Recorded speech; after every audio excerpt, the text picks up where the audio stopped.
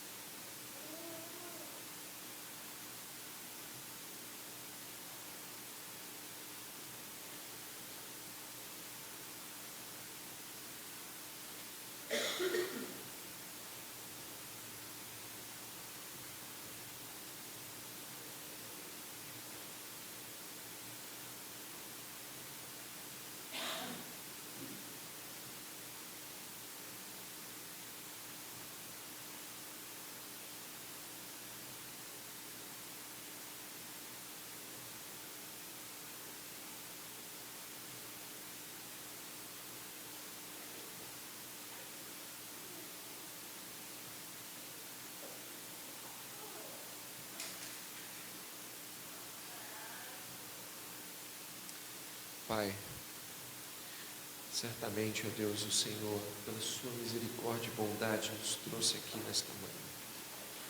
E nós estamos alegres de poder ter esta mesa posta pelo Senhor, alegres de poder ouvir a tua voz aos nossos corações, falando por meio das Escrituras, nesta manhã, manhã de ceia,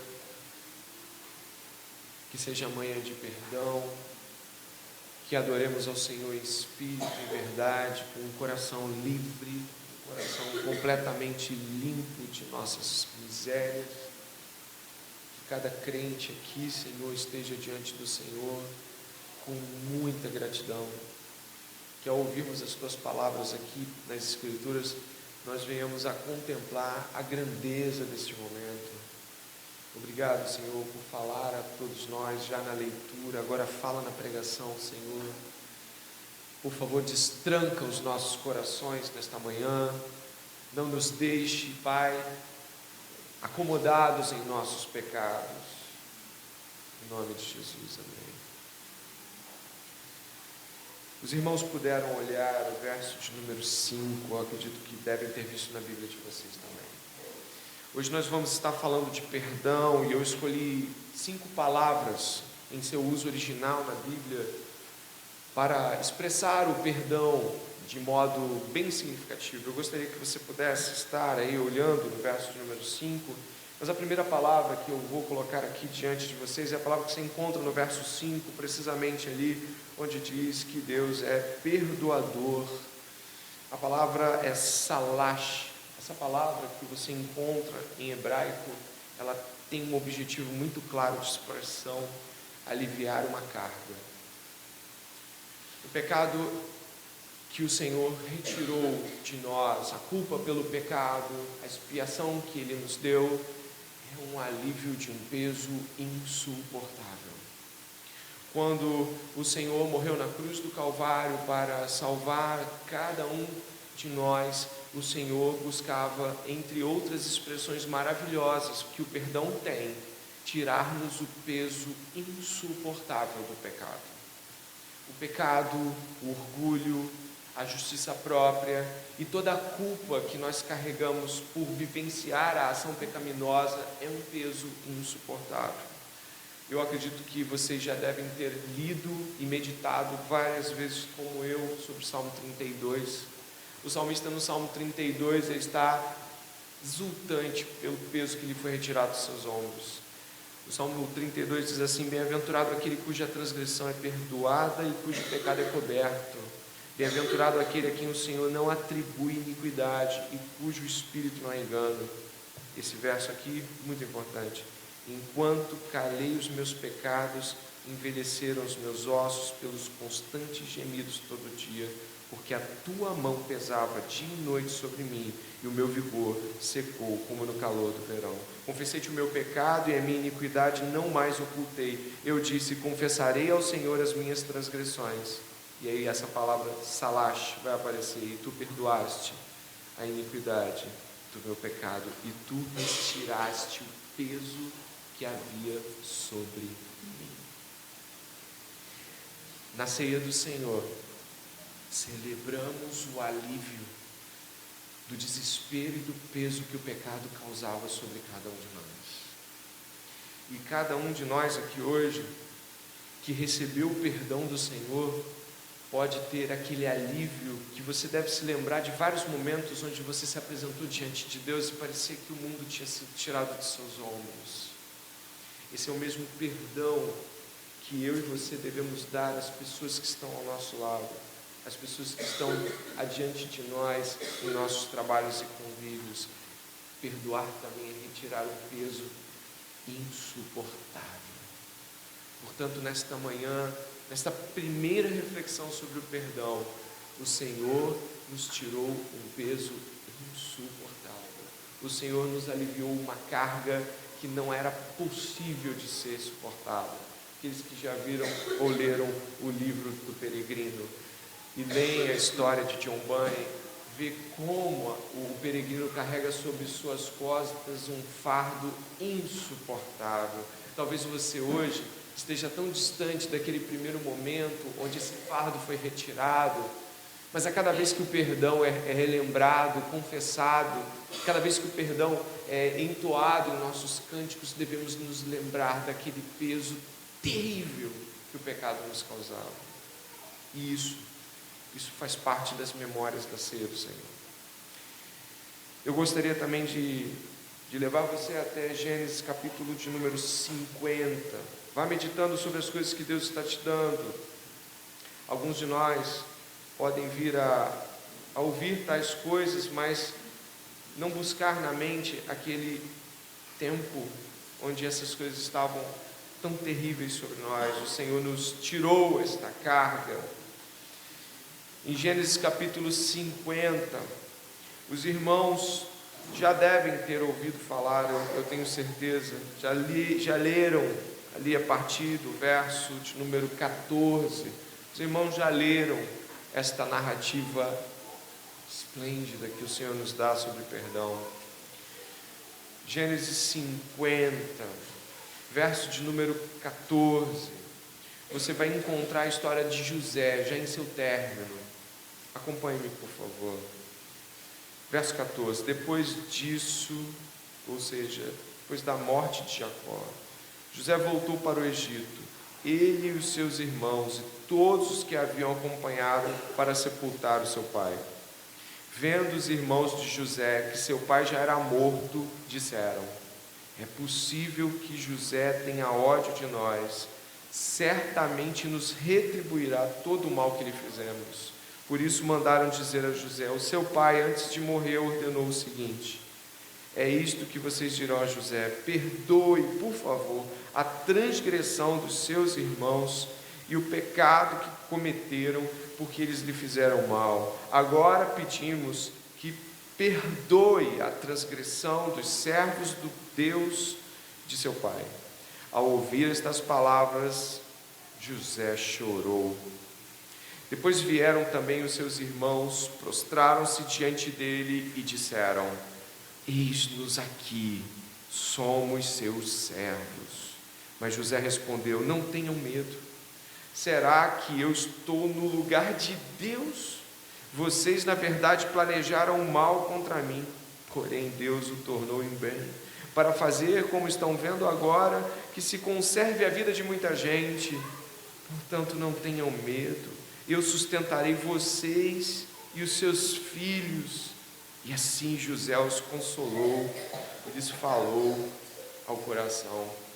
A palavra em hebraico para perdão que você encontra aqui no verso de número 17, essa palavra é nassá.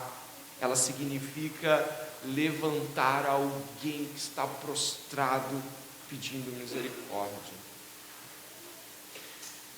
A história de José aqui é possível de ser confundida com a própria narrativa que vamos encontrar do Cristo. José está ali, tendo passado por anos de penúria e dor, separado de sua família, vendido pelos seus irmãos. Você poderia evocar aqui traumas emocionais, você poderia dizer aquilo que muitos dizem acerca do que os seus familiares fizeram, de não querer ver pintado de ouro. José aqui ouve eles se colocarem diante dele pedindo perdão, e a palavra que se encontra para servos é escravos. Estão aqui, ele diz aqui no verso 18b, somos seus escravos. Aquele que pede perdão se coloca à mercê daquele que vai perdoar ou não, em uma condição de não exigência. Aquele que pede perdão não está buscando fazer exigências quanto ao que fez, apenas pede misericórdia e perdão. O que nós encontramos em José, uma figura que aqui que aponta para o Cristo de modo definitivo, é que José não apenas os libera de sua culpa, de sua carga, mas os levanta. Esta é uma coisa que o Senhor Jesus fez conosco, que não apenas retirou o que já era terrível sobre nossos ombros, mas nos levantou, nos colocou para conviver com Ele. Esta mesa é uma mesa de comunhão, é uma mesa onde pessoas que fizeram todo tipo de maldade são colocadas para comer diante da mesa do Senhor, levantadas para estar diante dEle, e isso é grande. Essa mente mesquinha, afetada pelo pecado, pode achar que é um ato normal, qualquer um que perdoe coloque-se para sentar, mas isso é um ato de grandeza da parte de Deus. E mais, irmãos, quando José coloca essas questões aqui, o final do verso 21, os irmãos já devem ter percebido ali, ele não somente fala que vai perdoar, ele não somente fala que está tudo livre de culpa, mas ele fala assim: mas eu vou sustentar vocês também, vocês e os filhos dos seus filhos. Quando algum homem queria fazer mal e queria trazer vingança naquele período, ele não somente acabava com o cara, mas com a família do cara. Aqui José, ele está preocupado com o sustento dos filhos daqueles que lhe fizeram mal. Que tipo de perdão é esse? E aí aponta para nós, quando nós perdoamos uns aos outros, buscamos levantar aquela Existe caso e caso, mas às vezes a primeira sensação depois do perdão, eu não quero ver nem pintado, não quero ver por perto nunca mais. José nos mostra aqui que o perdão que Deus nos dá em Cristo Jesus é um perdão de restauração a uma posição que nem mesmo se tinha antes. Por isso os irmãos na igreja, por isso, irmãos, quando Jesus fala que o mundo nos conheceria quando nos amássemos uns aos outros, é porque o tipo de perdão que nós daríamos uns aos outros, o tipo de levantar um ao outro que nós faríamos, confundiria o mundo. Como eles podem fazer isso uns com os outros? Que tipo de amor eles têm? Eu apelo aqui nesta manhã, ainda que no meio dessa breve reflexão, o seu perdão é assim: levanta o caído, revigora aquele que está miseravelmente suplicando, envergonhado. Esse é o perdão de Deus, esse é o perdão do Senhor.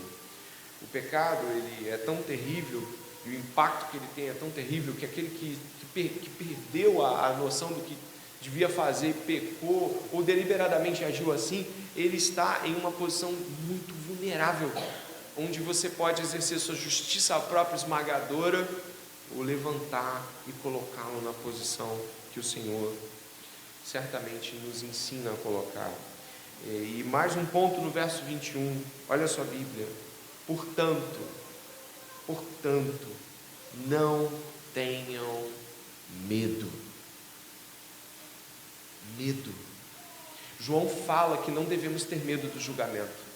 Ele fala em sua epístola de que o perfeito amor lança fora todo medo. Cristãos não têm medo do julgamento final, porque o perfeito amor lançou fora a carga, levantou para que estejamos diante daquele dia. O perfeito amor de Deus lança fora todo o medo. É o Deus que nos sustenta, é o Deus que nos levanta. Mas além disso, eu gostaria que os irmãos pudessem ir agora em Isaías, livro do profeta Isaías. Estamos aqui vendo as faces do perdão, livro do profeta Isaías, capítulo de número 6.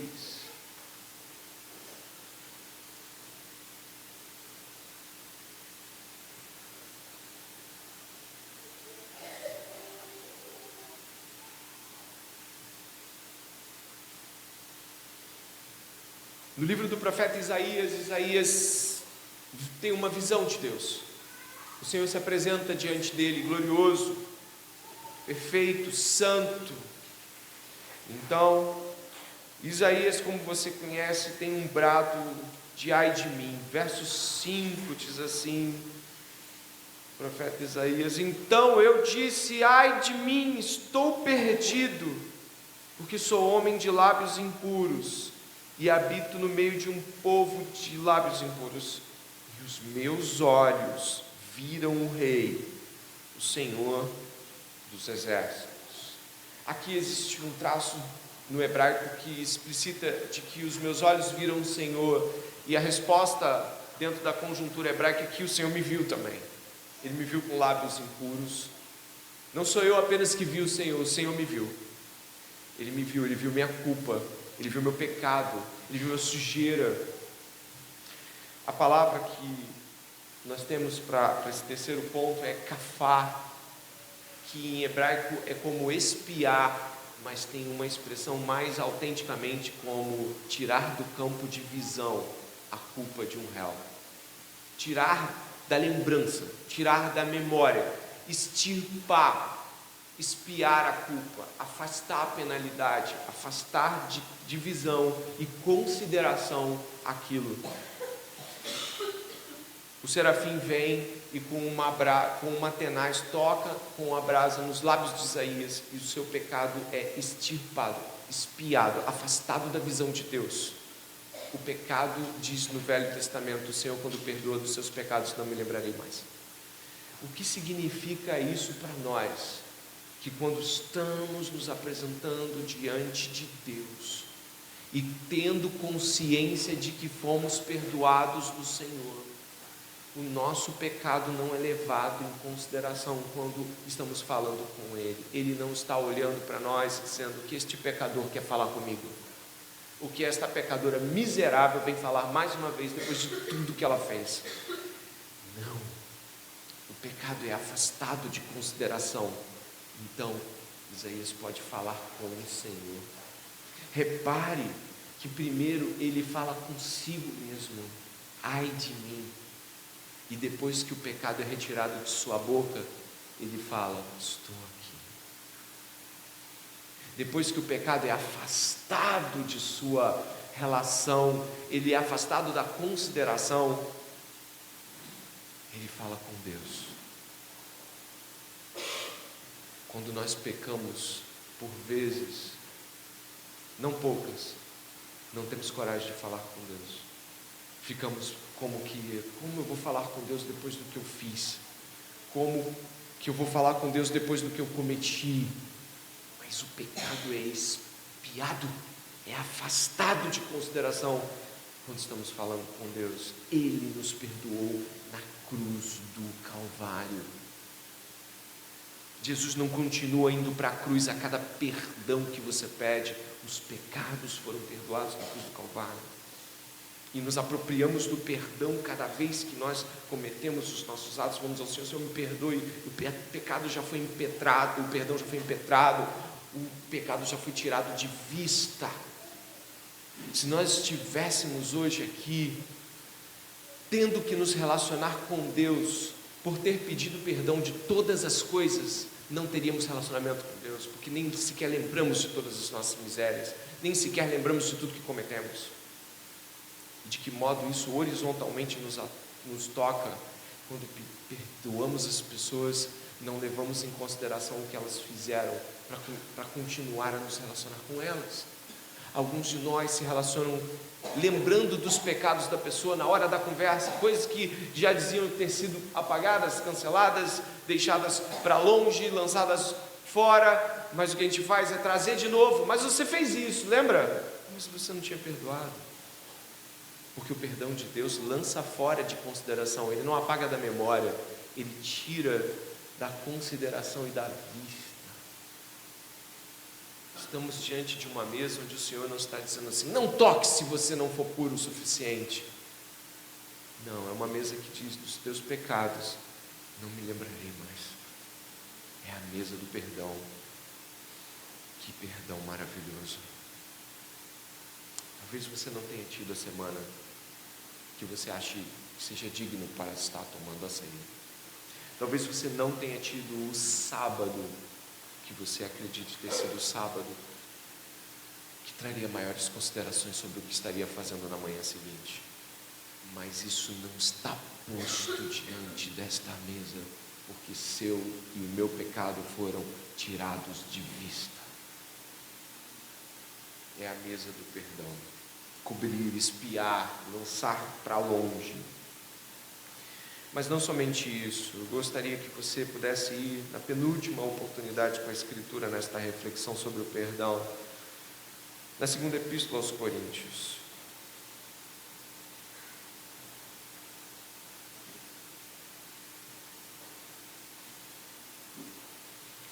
Na segunda epístola aos Coríntios, o apóstolo Paulo, ali mesmo no capítulo 2,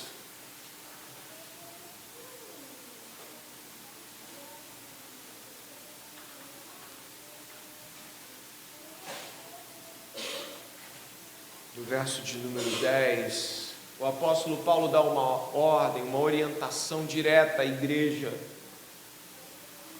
E a palavra utilizada aqui em grego é charizomai. Esta palavra tem como objetivo a expressão conceder gratuitamente, conceder absolutamente de forma gratuita, conceder sem expectativas de nada que seja favorável a você, conceder perdão sem retorno pessoal.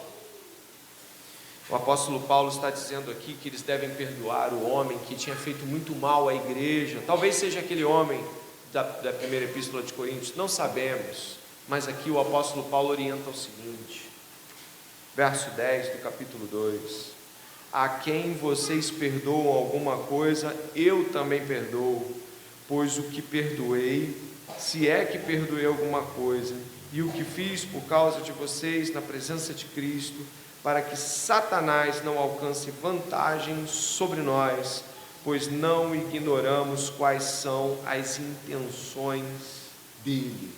A começar pelo fim, as intenções dele são de que não haja perdão na igreja, são de que não haja perdão gratuito, são de que as coisas que alguém fez sejam levadas em consideração para ver se o perdão realmente pode ser dado. Este homem aqui, que está muito triste pelas coisas que fez, Paulo ordena: perdoe ele. Esse perdão que vai ser dado a este homem é um perdão de concessão gratuita. Significa que ele não espera que nem que a mudança aconteça e nem que algo seja recebido pela igreja em termos de mudança. Nada. Perdão, concessão gratuita. Uma das coisas que nos impedem muitas vezes de perdoar as pessoas, como Deus nos perdoou, é aquela tolice de pensar: eu vou perdoar, mas vai fazer de novo. Mas isso não é a conta do perdão. A conta do perdão não é se vai fazer de novo. A conta do perdão não é se quantas vezes fez. A conta do perdão é uma oferta gratuita, sem a ideia possível de que faremos ou não bem depois, ou vamos receber algo como a própria reposicionamento da pessoa. Não, perdão é concessão gratuita. Por isso, irmãos, é difícil acreditar, como o autor de Hebreus fala no capítulo 12, para que não haja em nosso meio nenhuma raiz de amargura. O autor de Hebreus está preocupado de que esse texto, que foi tirado de Deuteronômio pelo autor de Hebreus, raiz de amargura, é um tipo de posição intransigente, que leva em consideração o seu julgamento pessoal na hora da atitude e na oferta da santificação. Ali está falando que a santificação deve ser buscada e que a igreja não deve guardar raízes de amargura.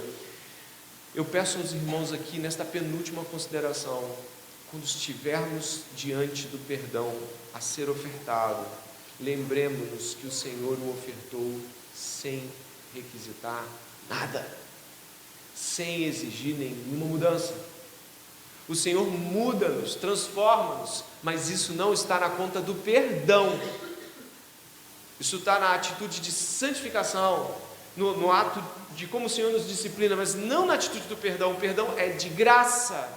O perdão precisa ser gratuito. Irmãos, eu apelo, por favor, preste atenção. Isso pode parecer uma informação básica e rudimentar para muitos de nós, mas as sombras da permanência do que nós queremos que a pessoa faça após o perdão e daquilo que ela já fez, de tantos perdões na mesma área, isso assola o momento do perdão. Aterroriza o perdoador de: para que eu vou perdoar se vai fazer de novo? Para que eu vou perdoar se não vai adiantar nada? Não adianta perdoar. Alguns de nós, pais, podem até mesmo falhar ao ir na direção de uma pessoa, de um filho, e dizer: sim, o que adianta te perdoar se você não muda?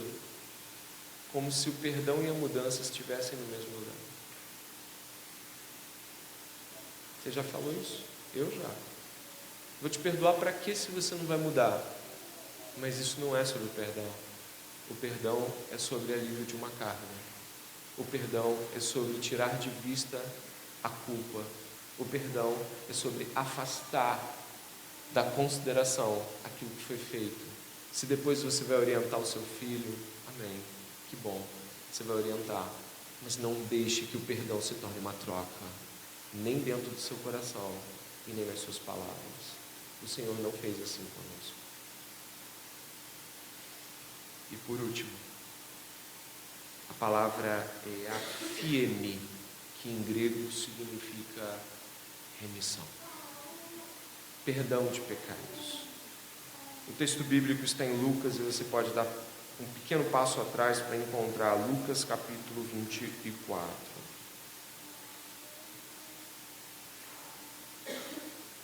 Lucas capítulo 24. O Senhor Jesus estava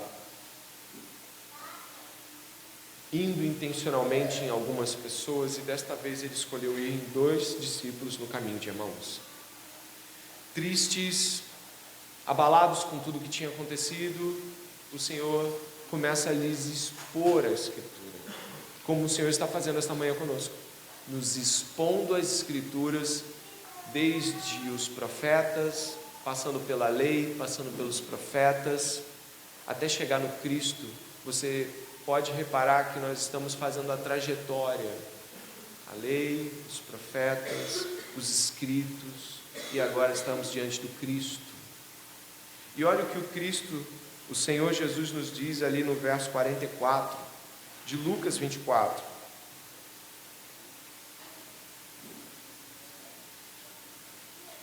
A seguir lhes disse, isso aqui, perdão, não é para os homens de Emaús, isso aqui já é para os discípulos. A seguir, Jesus lhes disse: são estas as palavras que eu lhes falei, estando ainda com vocês. Era necessário que se cumprisse tudo o que está escrito a respeito de mim na lei de Moisés, nos profetas e nos salmos. Então lhes abriu o entendimento para compreenderem as Escrituras e disse-lhes: assim está escrito que o Cristo tinha de sofrer, ressuscitar dentre os mortos no 3º dia, e que em seu nome se pregasse o arrependimento para a remissão de pecados a todas as nações, começando em Jerusalém. Vocês são testemunhas destas coisas. Remissão de pecados. Essa palavra que eu coloquei aqui, ela tem, entre outras percepções, libertação. O pecado, ele aprisiona, escraviza, e o perdão de Deus liberta para a vida. Aquele que está em Cristo é liberto e não é mais escravo, e não está em dívida mais com o pecado. Não precisa mais viver aprisionado pelas cadeias do pecado. É claro que isso tem profundas considerações quando a gente fala sobre pregar às pessoas e falar sobre a remissão de pecados. É dizer a elas que elas estão escravas do pecado e de que nós estávamos também. Hoje aqui, quando nós estamos falando de perdão, é até interessante observar que nós usamos muitas palavras para falar sobre perdão aqui nesta manhã. E a palavra que você usa na sua Bíblia é uma palavra latina. Você sabia? Ela é a palavra perdonare, que vem para perdão. Essa palavra tem 2 pedacinhos muito interessantes. O per, que encontra-se aí algo como totalmente, em latim, e o donare, que é o doar mesmo, é doar-se totalmente. Perdão é dar de si totalmente. A Bíblia não apresenta o perdão como algo parcial, como algo interesseiro, como algo que vai fazer com que as coisas mudem dali para frente comigo e com você. Talvez não, talvez você não mude, talvez eu não mude, mas o perdão é a doação inteira que Deus nos deu na cruz do Calvário em Cristo Jesus. Por isso, nesta manhã, você que está diante da mesa do perdão, não somente deve se alegrar com tudo que ouviu, mas também pensar se tem sido este perdão que tem sido dado às pessoas ao nosso lado. Se eu e você damos esse perdão, o perdão que liberta, que tira de vista, o perdão que levanta, que reergue, o perdão que tira da pessoa esse senso profundo de culpa permanente, o medo, ou será que ainda baseamos nossas relações em justiça, em mérito pessoal, em eu esqueço, mas eu me lembro às vezes, e aí eu perco a cabeça? Precisamos, nesta manhã, em Cristo Jesus, de perdão, e Ele nos deu. Eu vou pedir que nós venhamos a orar, eu já peço que os músicos venham a se posicionar para estar prontos a isso, mas nesta manhã você pode, ao pegar o cálice e ir na direção de alguém e pedir perdão caso precise. Talvez você precise relatar a esta pessoa que não foi perdão daquela vez, mas agora é. Agora você entendeu. Antes disso, agradeça ao Senhor pelo perdão que Ele te concede. Agradeça ao Senhor por estar liberto do jugo que aprisiona. Como o salmista disse no Salmo 32, enquanto o pecado estava lá, revirando, remexendo, os ossos apodreceram. Ele estava muito triste. Nesta manhã, eu peço que você ore comigo, os irmãos vão se preparar, nós vamos cantar cânticos. Enquanto você estiver recebendo o cálice e o pão, você vai pensando neste perdão e na grandeza deste perdão e na oferta que esse perdão precisa ter a partir de nosso meio, a partir desta igreja, indo para as outras pessoas. Ore comigo. Pai, Deus compassivo e benigno, o Senhor que derrama sua misericórdia de geração em geração. Pai, obrigado pelo perdão. Obrigado por estarmos em paz com Deus nessa manhã. Obrigado porque o medo foi lançado fora dos nossos olhos. Obrigado porque Jesus Cristo nos libertou, nos resgatou. Estávamos escravizados por nossos pecados. Pai, nesta manhã, prestes a tomar, Pai, os elementos, tomar a ceia juntos, uma mesa de comunhão, uma mesa de perdão. Pai, que seja assim em nosso meio, que cada um que está aqui, Pai, ofereça perdão nesta proporção, desta maneira, como o Senhor nos perdoou. Senhor, que haja libertação, retirada de julgos, afastamento de méritos, justiças próprias. Não nos deixe nesta manhã ouvir estas coisas, Pai, passivamente, que o nosso coração revisite o modo como temos pedido perdão, o modo como temos perdoado, o modo como temos valorizado o perdão do Senhor, o modo como temos valorizado o perdão das pessoas que nos ofertam perdão. Deus, nesta manhã de perdão, que estejamos, Pai, prontos a revisitar aquilo que não está no lugar, que estejamos prontos a nos aproximarmos desta comunhão aqui uns com os outros, na certeza de que não há nada um contra o outro, não há nada entre nós que não seja perdão. Que o seu perdão age aqui de maneira profunda nesta igreja, Pai. Que esteja operando a memória de pessoas com seus pais, com tratamentos que receberam, que esteja operando também o modo como foi mesquinho, como ela foi mesquinha, como este que está aqui, Deus, agiu perfidamente.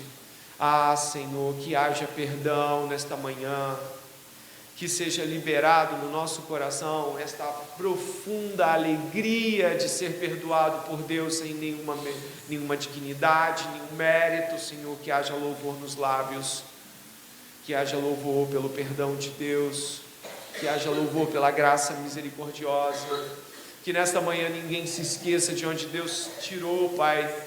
O Senhor nos tirou de uma escravidão tremenda. Não temos coragem de contar tudo o que fizemos, não temos coragem de lembrar de tudo às vezes por vergonha, mas o Senhor nos perdoou, não nos cobrou nada, o Senhor não nos pediu nada pelo que fizemos. Bendito seja o nome de Jesus Cristo nesta manhã. Que haja perdão, que ao tomarmos o cálice possamos ir na direção uns dos outros, e caso haja algo, que haja perdão, que o nosso coração se encha do perdão do Senhor nesta manhã, em nome de Jesus.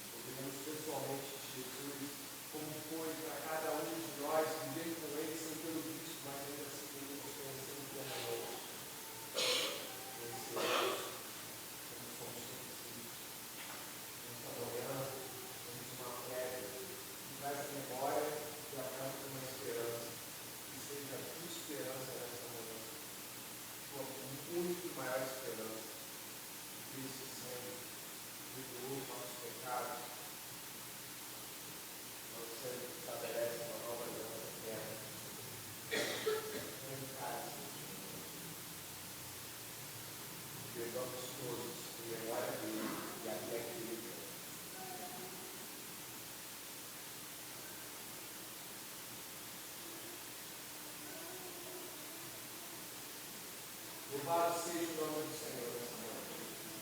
A igreja exulta a vitória. A igreja celebra o resgate. A igreja nesta manhã, Senhor, não está falando com as paredes e as pilastras. Não estamos falando uns com os outros. Estamos falando com o Senhor. O Senhor nos abriu um novo e vivo caminho. Estávamos cegos e podemos ver. Estávamos presos e somos libertos. Bendito seja o nome do Senhor. Existe perdão. E o perdão foi impetrado. Não há mais acusação contra os eleitos de Deus. É Deus quem justifica. Senhor, não há altura nem profundidade, principados, potestades. Não há nada que nos separe do amor de Deus em Cristo Jesus nesta manhã. O teu povo exulta a vitória. A vitória para o povo de Deus. Pai, as preocupações que nós temos com a vida, os desencantos, os enganos, nada nos separa do amor de Deus. Nesta manhã clamamos ao Senhor que esta ceia, em memória do Senhor, traga-nos à memória aquilo que nos traz esperança.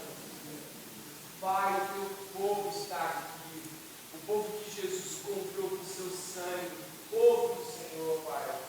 Pedimos ao Santo Deus, ao Espírito da promessa que está nesta igreja, Pai, que reavive os irmãos, que traga, Senhor, novamente para aqueles que estão debilitados, alegria e fervor espiritual, e para aqueles que nesta manhã clamavam por avivamento pessoal, que recebam em nome de Jesus Cristo isso, que haja de novo a nova essa chama que havia no passado, para aqueles que estão, Pai, de pé e vivos e avivados, Pai, nós clamamos que isso permaneça, não por uma semana, mas permaneça para sempre.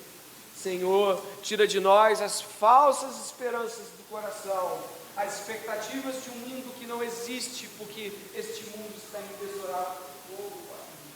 Pai, por favor, arranca de nós todo o ódio, todo o rancor, toda a falta de perdão uns pelos outros, arranca de nós toda a inimizade, porque na cruz o Senhor venceu toda a inimizade contigo, a nossa inimizade uns com os outros, Pai. Que a igreja esteja mais unida do que nunca, Pai. Que nós, em nome de Jesus Cristo, nessa manhã, possamos, em Cristo Jesus, ter as certezas mais profundas de que nada seremos abalados e, como diz o salmista, não seremos confundidos com aquele dia. Pai, te agradecemos e vamos cantar ao Senhor mais uma vez. Nós vamos cantar um cântico novo, diz as Escrituras, um cântico de alegria. Nós te pedimos, Pai, que venhamos a